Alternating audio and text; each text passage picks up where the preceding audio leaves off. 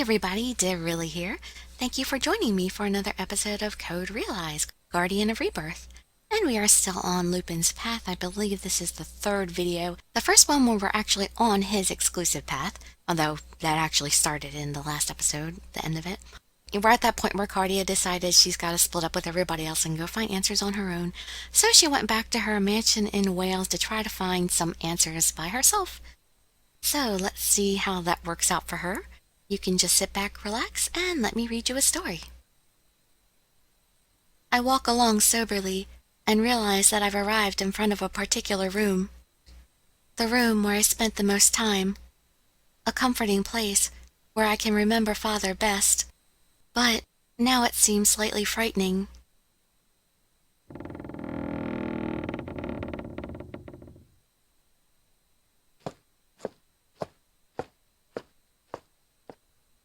The inside of the room is exactly how I remember it, just like the other rooms. The light from the skylight shines upon the chair, which is in the center of the room. Now it almost reminds me of a prison. I never thought I'd visit this room again. I painstakingly look through everything in the room, from the preserved animal specimens to dolls. I was shut in this room for 2 years, and I know everything there is to know about it. But that gives me all the more reason to look carefully in all the places that I never really paid any mind to. I find a stuffed animal with a small keyhole in its fur. It's an oddity that I simply would have shrugged off without much interest a little while ago.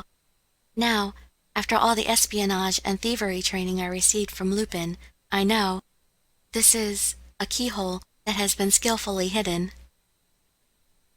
I found it. I remember the lockpicking methods that I'd learned from Lupin and pulled out a pair of wires I'd prepared just in case. According to Lupin, locked containers that are concealed in this manner could be rigged to break what's inside or even explode if tampered with. That means I can't recklessly use my poison to melt my way in. I take my time and work as carefully as I can. I eventually hear it unlock, and a small panel in the animal's midsection opens. Good. There is an old sheet of paper inside. I can already tell from a quick glance. This is Father's handwriting. It's that same script as the letter from Father that I read over and over again. What does it say here? I want to know the truth, but at the same time I want to turn away from it. As I'm torn between these two emotions, I hear the sound of glass shattering in the hallway. Could it be Twilight? It can't be. If the Twilight Intelligence Agency is after me, they would never draw attention to themselves by making such a loud noise. It's almost like someone made that noise on purpose to announce their presence. Who could it be then? I need to go check. I quietly go out into the hall and look around to see what is going on. I gasp when I see several figures standing outside. They're not Twilight, nor are they the British soldiers who took me away from this mansion either. This is actually worse than Twilight. Come out, monster! The harsh, mocking tone of his voice makes me cower. We know you've come back here. I begin trembling uncontrollably, remembering the past. My heart is dragged into the past by the haunting memories. I'll go in. Don't! Didn't a witch put a curse on this mansion? A curse? What are you talking about? Ridiculous!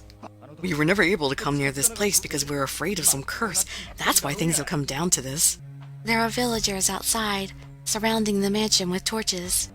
I can see their faces by the light of the fires, twisted with hatred. It's the same as before, when I made a mistake. Why? Why now? We know you're in there. Somebody saw you return to this mansion. Their angry shouts answer that question for me. The monster who killed Elaine. You've cursed our village. I'm scared. Come out! The disease and the famine! Our village is done for! You're responsible for all of this, aren't you? I'm scared. I'm scared. The memory of when I was trapped alongside Elaine surfaces in my mind. She had told me that it's all right. She told me to keep living. But at what cost? What price must I pay to keep living? Never mind. Anyone who's got a backbone, come with me. We'll kill that monster and save the village like the priest said. They're coming. The most aggressive and malicious of them are coming inside. I feel chills run down my spine. There's no telling what they'll do if I don't run. I'm going to kill someone again. My arm! My arm! It should have been you who died instead of Mama. The embodiment of evil. Voices. You will lead the people from God's cradle to the expansive world of knowledge. I'm drowning in voices. Terror propels me to start running. There it is! It's the monster! I hear the mansion doors being forced open. My mind has gone blank, and my ability to think rationally has been obliterated. I need to run. Run! The desire to flee overtakes me, and I dive out through an open ground floor window. Luckily, the villagers are all focused on the doors that have been opened. Now's my chance to get away. I'm about to run past them all as I think this when... Perhaps I've been moving recklessly, completely forgetting everything Lupin had taught me about running. I trip on a rock hidden in the grass and clumsily fall to the ground. Ow! I hastily scramble to my feet, but one of my gloves gets caught on a bramble and is ripped off. I don't even have the time to pick it back up. Oi! There it is! The monster's trying to get away! It's running. Is it afraid of us? Yeah, after it! It'll come back again if we let it get away this time. They've seen me. They're coming after me. I panic, losing myself to fear. I just have to get away from here. I start running again, fueled by my fear. I continue running through the forest, not caring what direction I go. My breathing is uneven, and I trip and nearly fall countless times. I look behind me to see the torches of the villagers flickering from beyond the trees. Each flame is a symbol of their animosity and hatred towards me. Why do they need to chase me? Is it because I'm an artificial monster? Is that why everyone condemns me? The words repeat endlessly in my mind, tormenting me, and I come to a stop.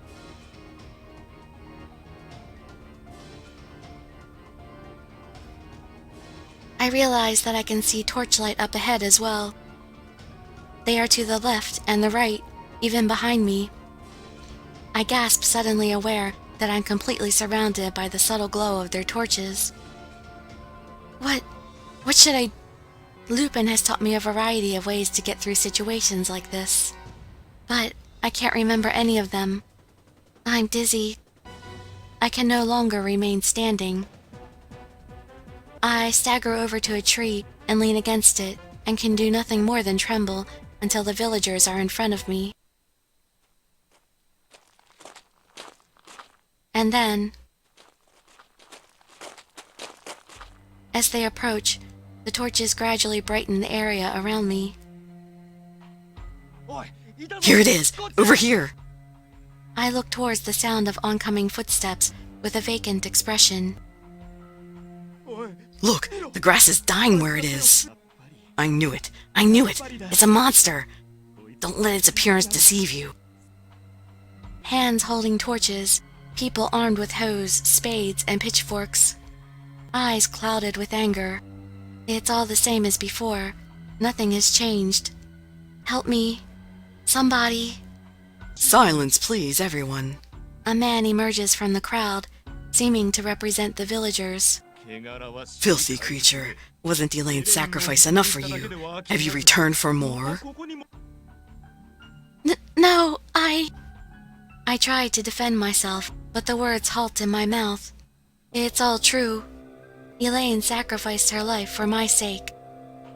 It was me and nobody else who killed her. Look, the foliage it has touched has withered and died. This is proof of its accursed nature. Because we allowed it to escape last time, this monster has robbed us of the Lord's bounty. Come now, we must kill it immediately and send it back to hell. This will allow us to receive the generosity of the Lord once again. Kill it! Kill it! Kill it! Kill it! A thrown stone hits me on the side of my head, and blood drips from the wound. As my blood touches the ground, wisps of smoke begin to rise. Its blood is burning the ground. Stop! Will we be able to handle a monster like this? Stop it, please. Please stop. Have no fear. This is a test from God. Shut your mouth already. I can't listen to this anymore. Suddenly, the priest's words are cut off, and I hear the sound of a man being slammed to the ground. In the next instant,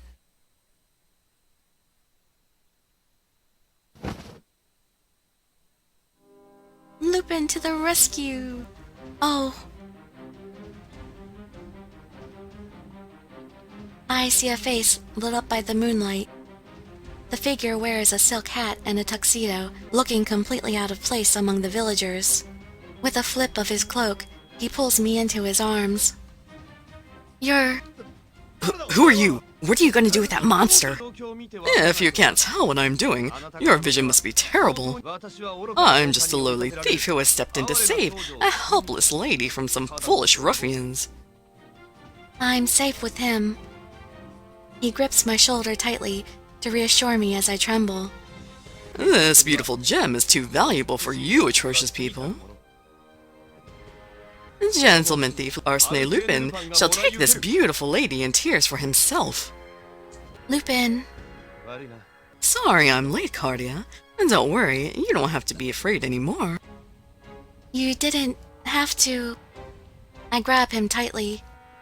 I don't want to cause him any more trouble. I don't want him, of all people, to think of me as a monster. That's why I came here on my own. But I'm so happy that he's come for me that I'm nearly moved to tears. Emotions that I can't describe race through me, one after another, without end. There's a lot I'd like to ask you, like why you took off on your own. But we'll get to all that later, and just let me say one thing right now.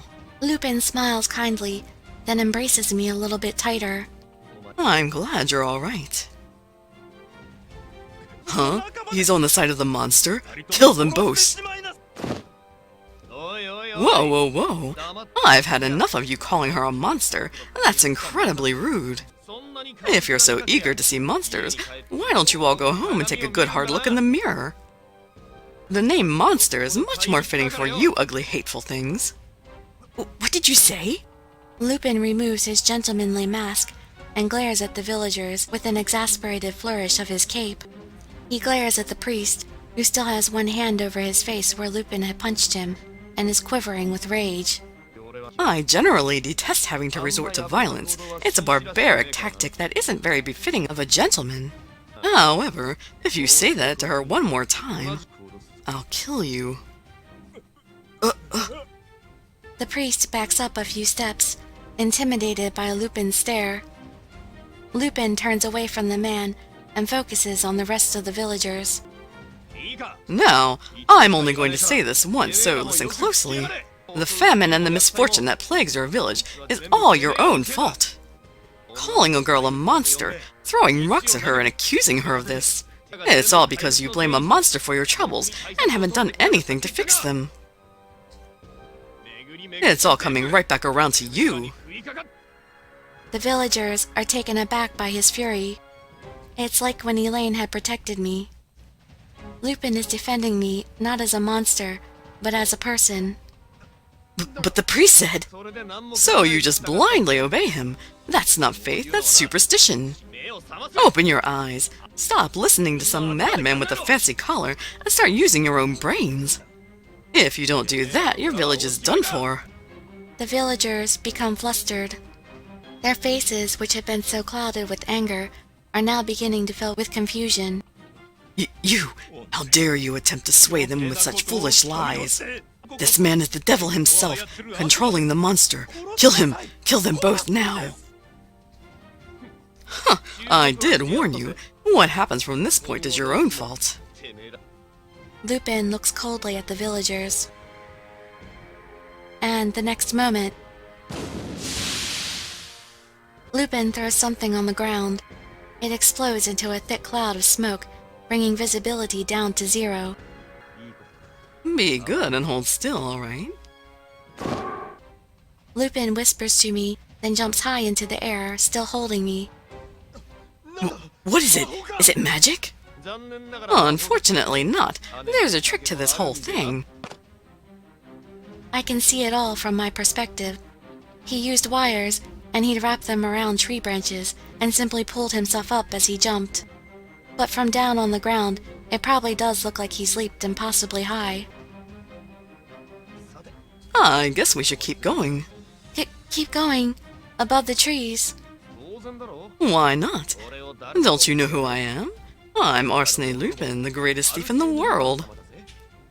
Lupin grins, then jumps from branch to branch, still cradling me in his arms. The torches of animosity and hate that had surrounded me are left far behind and eventually disappear from sight. The gentleman thief dashes through the forest at a speed no one could match, never to be captured. Thank you, Lupin. All I can do is grab tightly to the arm of the thief who is taking me far, far away. I can hear the faint sound of insects. A while after the escape, we arrive at a grassy field with a great clear view of the stars. Are we safe now? They were just ordinary folk. There's no way they'll be able to find us this far out. There is camping gear set up at the spot we've stopped to rest at. It looks like Lupin intended to run here from the start. I'm sorry. I'm sure I was heavy to carry all this way. That's nothing. You're not heavy at all. A little too light, actually. More importantly, he continues, looking at me with a serious expression. How is your head? Did they do anything else to you? It's fine. You saved me before they could do any worse. I was concerned about the head wound from that stone that had been thrown at me, but the bleeding has already stopped. I bear the pain as I quickly wipe the blood from my forehead. It's probably completely healed by now. I nod, and Lupin smiles in relief and hands me my glove. I picked this up on the way, so I'm returning it to you. This is important, isn't it? Yes, thank you, but how'd you know I was going to be there? I know everything about you. That might be a bit of an exaggeration. After that incident, you left on your own. I had some ideas about how you'd act. And then we all just went around the places we thought you might go. So, you came after me, all the way out here. I can't speak right when I feel both happy and sorry at the same time. I fall silent, and Lupin looks at me with a kind face. What is it? You look like you have something to say. After a moment's hesitation, I open my mouth to speak. Lupin, I really appreciate that you rescued me earlier, but, and I'm sorry to say this after you've come all this way, but you can't get involved with me anymore. I know full well that I'm being selfish, but I came out here alone so that I could distance myself from Lupin and the rest of them. I look away and mutter, then Lupin quietly asks me a question. You don't want me involved? Why is that? Because Twilight is after me. I try to think of the right words to say and tell him little by little. Even though Finis is dead, Twilight isn't completely gone. There's bound to be someone else following in Finis's footsteps, and they'll continue to come after me. I don't want to put you all in danger anymore, so for my own sake, please just leave me alone. I wonder if he noticed the way I glanced away just for an instant. It's not true. I know full well that this isn't the reason why I distanced myself from him, but I remain silent hoping he doesn't catch on to my true feelings.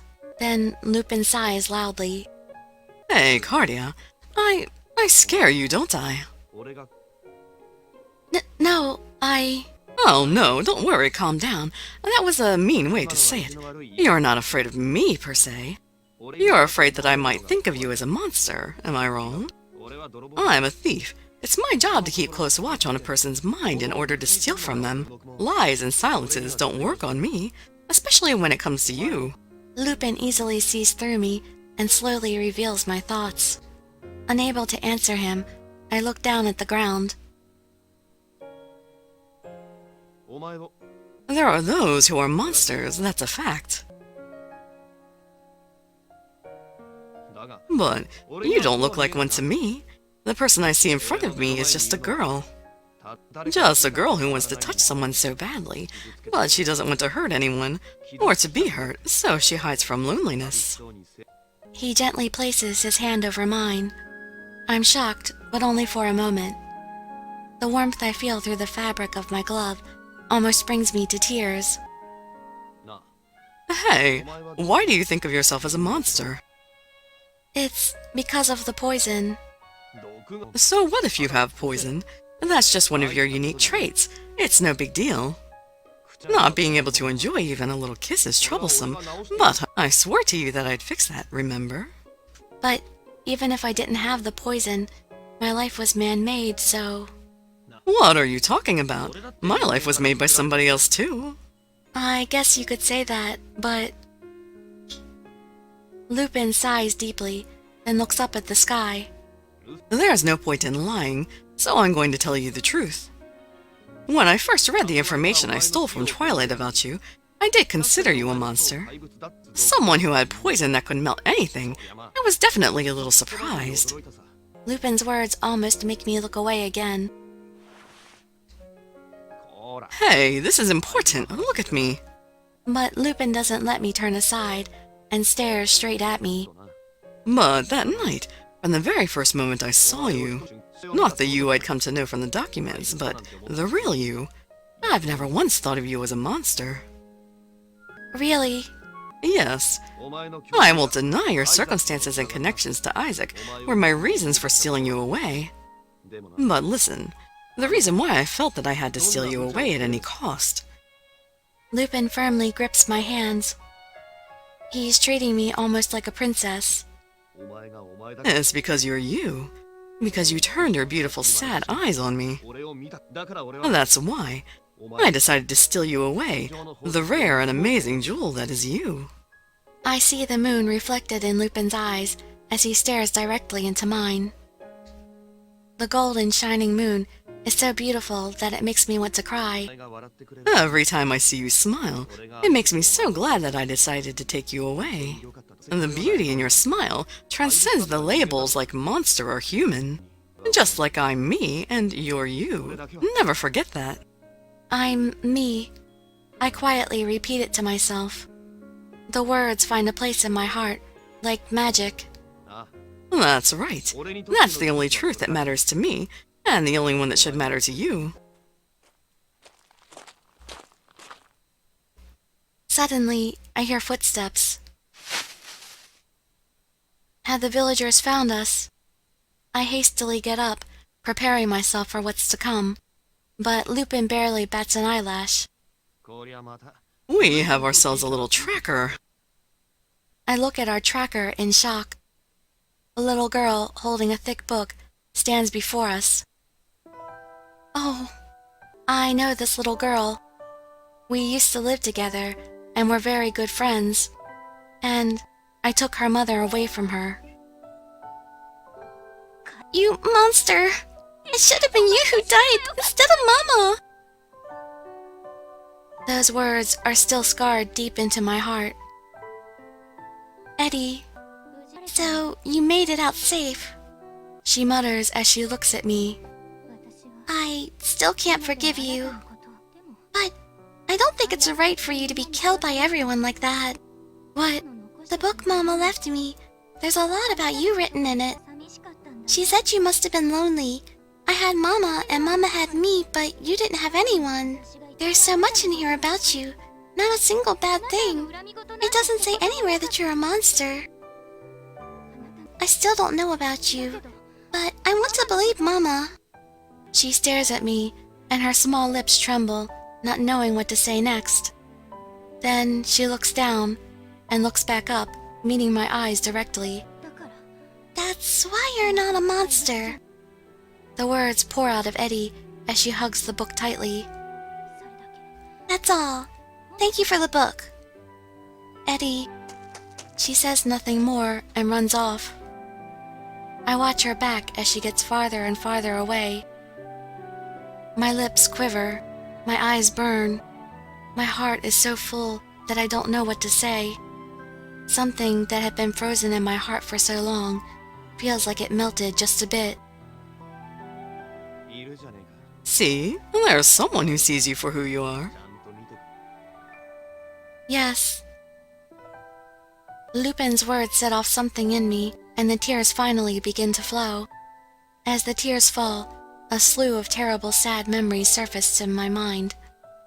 Elaine's smile and Eddie's smile, and the fact that I destroyed those things.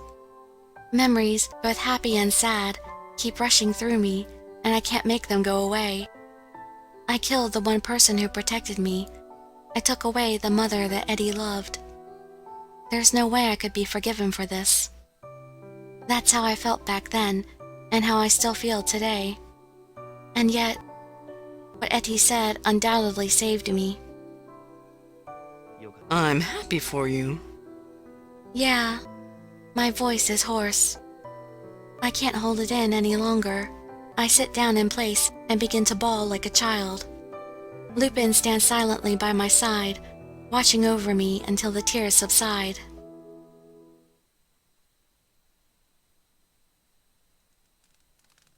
Later, after making sure that we're still not being followed, Lupin starts a small fire. I watch the leaves and branches in the warm flames while I sit beside Lupin. I calm down a bit and start to feel embarrassed at having caused a scene. But he doesn't say anything about the subject. Feeling better? Yeah. While we eat a simple meal of jerky and bread, Lupin tells me all about what has been going on. When they found out I was missing, everyone at Saint Germain's mansion apparently went crazy. Impy's first reaction to my disappearance was, She's been moved by my love, probably love for me. Nobody took him seriously. Victor and Saint Germain spent sleepless nights running around looking into where I might have gone.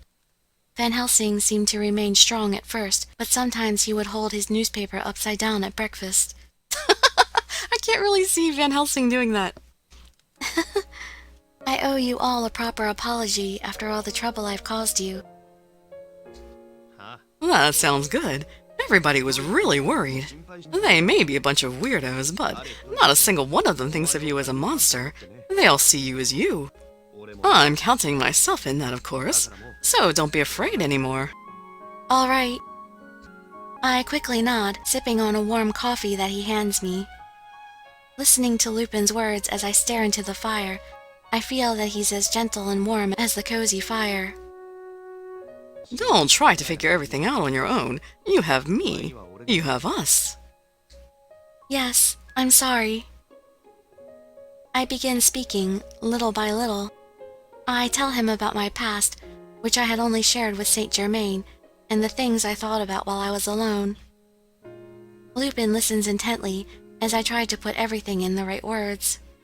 When I finish talking, he simply says, You've gone through a great deal. And doesn't pry any deeper. It feels like he's accepted me and all of my past. This makes me very happy.